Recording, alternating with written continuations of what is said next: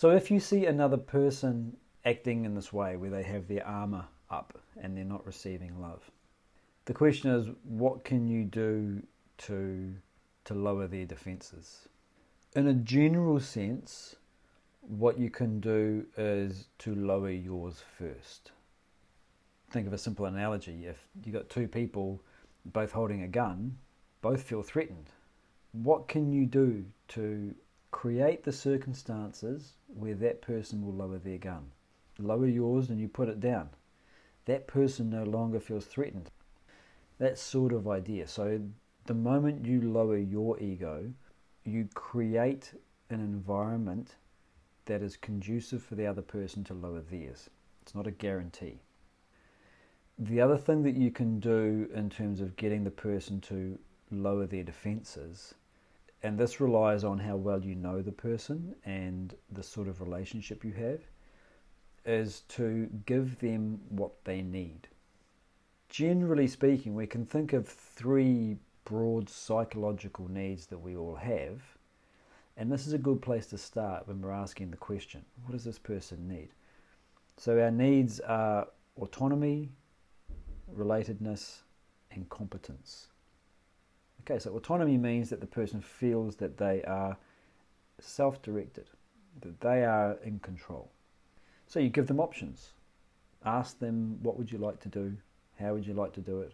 You're putting that person in the position of the decision maker. So they feel that, okay, I'm in control of the situation. Relatedness. There you can reflect back what the person's doing, what they're saying, so they get a sense that person really is listening to me. So they feel connected. Competence. So this is a tough one because this can backfire, but for example, verbal praise that was not expected. That can make the person feel, oh, okay, maybe I am good enough at this. Maybe I do have the skill for this. Praise can be counterproductive, but we won't go there for the moment. Let's just look at a more simple case. Where the praise is both verbal rather than a reward, like a monetary reward or something like that, and unexpected, it can actually make a person feel more competent. That can also make them sort of relax and lower their defences. So that's a bit more of a specific approach.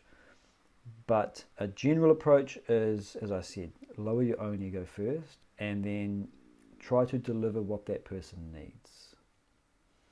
And be aware that the more you push, the more the defences will close up. So it's being unattached to the result on your part. My goal is to get that person to lower their ego defences. I'll do what I can, and if it works, great. If it doesn't, there's nothing I can do about it. The more attached we are, I really want that person to lower their defences, then the less it's going to work. So it always all comes back to having the self-awareness of what's my intention and what's more important than the outcome that I'm trying to achieve. Because the moment we ask that question, what's more important than this outcome I'm trying to achieve, then we've got a little bit of objectivity towards it. So when it comes to relating to another person to help them to lower their ego defenses, we shouldn't just think of it as softly, being nice, being a little bit careful around the person. Sometimes that way of getting through can require a bit more of a direct, strong approach. Putting in appropriate boundaries. Now, you're not looking for confrontation or discord. You don't want to invite a negative response. But also having the strength to simply say, these are the boundaries that are important in this relationship. And when you do that from a place that is genuine, then you are also doing it without ego. And so if the person is listening to you, if they are self-aware, then when they hear that from you, because they have seen that your ego is lowered, even though you're being very direct, then that may also elicit from them an admission. Yeah, you're right. I often don't think about putting the effort in to maintain our relationship. So that may also work. The key is starting from a place where your ego is at its most quiet. at its lowest. This is my obligation to say this. You understand that it's the right thing to do to have this difficult conversation. You're not doing it because you're upset. You may also be upset, but that's not what's driving it.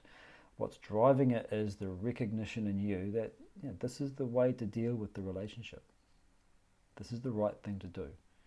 And if it works out, great. And if it doesn't work out, it's fine. So you're not attached to the result. You're not doing it from the ego. And then you act.